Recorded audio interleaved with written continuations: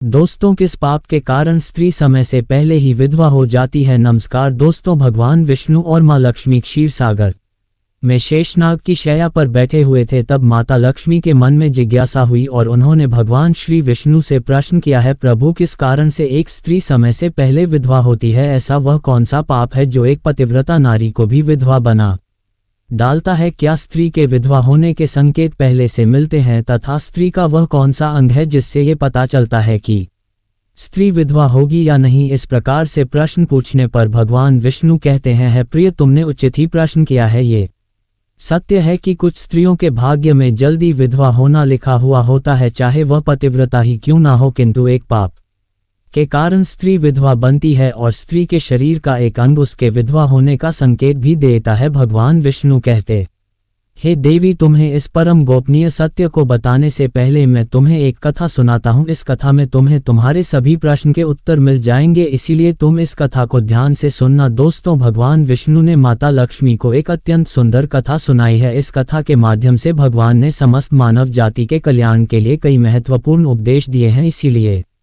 आप इस कथा को पूरा जरूर सुने। इस कथा को आधा अधूरा सुना पाप माना जाता है। तो चलिए शुरू करते हैं। दोस्तों, एक समय की बात है, मध्य देश में एक अत्यंत धनवान सेठ रहा करता था। उसका एक पुत्र और 3 पुत्रियां थी। उसकी तीनों पुत्रियों का विवाह अच्छे और धनवान घराने में हो गया था, किंतु सेठ की एक पुत्री को दुर्भाग्य का सामना करना पड़ा। उसकी एक पुत्री विवाह के कुछ ही वर्षों के बाद विधवा हो गई और अत्यंत दुख में जीवन बिताने लगी। उस विधवा स्त्री का नाम था सुकन्या। सुकन्या अत्यंत सुंदर, गुणवान और पतिव्रता नारी थी, किंतु उसके भाग्य में जो अशुभ लिखा हुआ था वही उसके साथ घटित हो गया। सुकन्या के पति ने विवाह के समय केवल सुकन्या का सुंदर स्वरूप और उसके पिता की धन संपत्ति देखी थी, जिस कारण से उसे भी जल्दी ही शरीर का त्याग करना पड़ा। बचपन से ही सुकन्या के शरीर के अंग पर उसके विधवा होने के लक्षण दिखाई दे रहे थे, लेकिन किसी ने उस पर ध्यान नहीं दिया था। कन्या के पिछले जन्म के क्रमों के कारण उसे इस जन्म में विधवा होना पड़ा था। भगवान विष्णु कहते हैं, हे देवी, अब मैं तुम्हें सुकन्या के पूर्व जन्म की कहानी सुनाता हूँ, उसे तुम ध्यान से सुनो। सुकन्या का पिछले जन्म में एक ब्राह्मण के घर पर जन्म हुआ था। उसका नाम था कलावती। वह ब्राह्मण राजा को अत्यंत प्रिय था, जिस कारण से ब्राह्मण का घर धन धान्य से भरा हुआ था। उसके पास बहुत सारी धन संपत्ति थी, जिससे ब्राह्मण बहुत ही उन्मत्त और गर्विष्ठ बन गया था। वह ब्राह्मण अपनी पुत्री कलावती से बहुत प्रेम करता था, क्योंकि वह उसकी एकलौती पुत्री थी। कलावती बहुत ही सुंदर थी और पिता के लाड प्यार से वह भी बिगड़। अब तक के लिए इतना ही, आगे की कहानी अगली वीडियो में। तब तक के लिए चैनल को सब्सक्राइब कर लीजिए। उसके पिता उसकी हर इच्छा को पूर्ण करते थे, उसे कभी किसी चीज की कमी नहीं पड़ने दी। कलावती ने अपने जीवन में कभी दुख नहीं देखा था और उसे अपनी सुंदरता पर भी अत्यधिक घमंड था। फिर जब कलावती जवान हुई तो उसके पिता ने उसका विवाह करने का सोचा, लेकिन उसकी एक शर्त थी कि जो भी कलावती से विवाह करेगा वह उसके साथ उसके पिता के घर में रहेगा, अर्थात घर जमाई बनकर रहेगा। ब्राह्मण ने अपने सभी रिश्तेदारों को यह विद्वान और ज्ञानी पंडित कलावती के घर पर उसे देखने के लिए आ गए, लेकिन कलावती ने किसी को भी पसंद नहीं किया। कलावती ने कई विद्वान ब्राह्मणों को अपमानित करके घर से बाहर निकाल दिया। फिर एक दिन एक अत्यंत सुंदर ब्राह्मण भिक्षा मांगने के लिए कलावती के घर पर आया, जिसे देखकर कलावती उस पर मोहित हो गई और अपने पिता से कहने लगी कि वह उसी भिखारी ब्राह्मण से विवाह करेगी। यह सुनकर कलावती के पिता ने भी स्वीकृति दे दी और उस भिक्षुक ब्राह्मण को कलावती से विवाह करने के लिए पूछा, तो उस भिक्षुक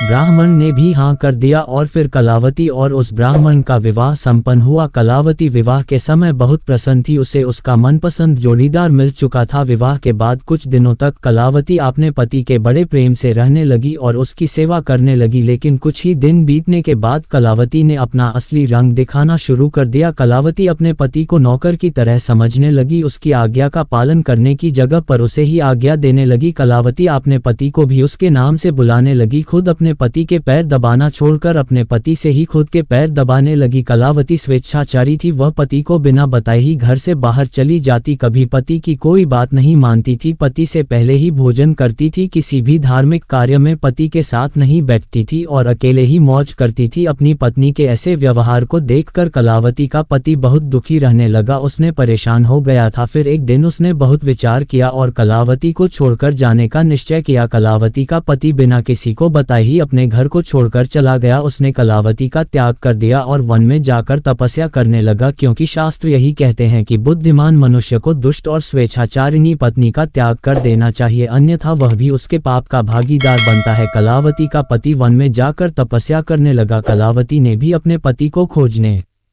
की कोशिश नहीं की और बड़े मौज से अपने ही घर में रहने लगी। कलावती की माता ने उसे बहुत समझाया कि वह अपने पति से विनती करके उसे वापस घर पर लेकर आए, लेकिन कलावती कहती, जाने दो माँ, वैसे भी मेरा भिखमंगा पति किसी काम का नहीं है। उससे विवाह करके मैंने उस पर उपकार ही किया था, लेकिन वह मूर्ख मुझे ही छोड़कर चला गया है। ऐसे मूर्ख पति के साथ रहने से अच्छा है मैं अकेली ही रह लूं। मैं इतनी सुंदर हूं कि कोई भी पुरुष मुझसे विवाह कर लेगा। कलावती की ऐसी बातें सुनकर उसकी माँ भी दुखी रहने लगी। उधर कलावती का पति ध्यान मग्न होकर तपस्या करने लगा और सांसारिक बंधनों से मुक्त होकर ईश्वर की भक्ति में लगा रहा। फिर कुछ दिनों बाद कलावती के पिता के साथ अशुभ घटना घटी। उसे राजमहल में चोरी करते हुए सिपाही ने पकड़ लिया और राजा को इसकी खबर दी। राजा उस पर बहुत क्रोधित हुए और उसका सारा धन संपत्ति छीनकर उसे काल कोठरी में डाल दिया। सब कुछ छीन जाने के कारण कलावती बहुत गरीब हो गई। उसकी माँ और कलावती अब दूसरों के घर पर काम करने के लिए जाने लगे। कलावती के पिता तो काल कोठरी में बंद थे, तो उसे और उसकी माँ को सारा काम करना पड़ रहा था। तब कलावती को अकेलापन सताने लगा। घर में कोई पुरुष नहीं था, इसीलिए उनकी रक्षा के लिए भी कोई नहीं था। अब कलावती को अपने पति की याद आने लगी, लेकिन कलावती का पति तो वन में सन्यासी बनकर बैठा था। फिर कलावती अपने पति को ढूंढने के लिए वन में चली गई, लेकिन उसे उसका पति कहीं पर भी नहीं मिला। वह वन में हर तरफ घूमने लगी, लेकिन उसे उसका पति नहीं मिला। फिर वह एक जगह पर विश्राम करने बैठी तो अचानक उस स्थान पर एक शेर आ गया और उसने कलावती पर हमला कर दिया और उसी क्षण कलावती के प्राण चले गए। मृत्यु के बाद दो यमदूत कलावती को घसीटते हुए यमलोक ले गए। यमलोक में जब कलावती यमराज के सामने जा पहुंचे तो यमराज ने उसके पाप और पुण्य का मूल्यांकन किया। यमराज कहने लगे, ये तो अत्यंत पापी स्त्री है, इसने कभी अपने पति को सम्मान नहीं दिया, इसने बार बार केवल अपने पति का अपमान ही किया है। यह उसका नाम लेकर बुलाती थी और अपने पति के साथ नौकर की तरह व्यवहार करती थी। ऐसी दुष्ट स्त्री को तो नरक में भेजना चाहिए। फिर कलावती नरक में चली गई। अनेक वर्षों तक नरक में सजा भुगतने के बाद कलावती को अपने पूर्वजन्म के कर्मों का प्रायश्चित करने के लिए फिर से मनुष्य जन्म प्राप्त हुआ। जो पाप कलावती ने किए थे, उसी पाप के कारण कलावती के शरीर पर विधवा होने के लक्षण प्रकट हुए थे। भगवान विष्णु कहते हैं, हे देवी, अब मैं तुम्हें उन चिन्हों के बारे में बताता हूँ। जिस स्त्री के अंग पर ऐसे चिन्ह प्रकट होते हैं, वह स्त्री समय से पहले विधवा होती है। भगवान विष्णु कहते हैं, हे देवी, मध्यमाया तु दीर्घा भार्याहा निरुवी निर्देशित वेद्या पदार्गुरा शनि सुदुर्भगा। इस श्लोक में भगवान विष्णु ने विधवा स्त्री के लक्षण बताए हैं। यदि किसी स्त्री के पैर पसीने से रहित हो, उस पर नसें दिखाई ना देती हो, उसके पैर चिकने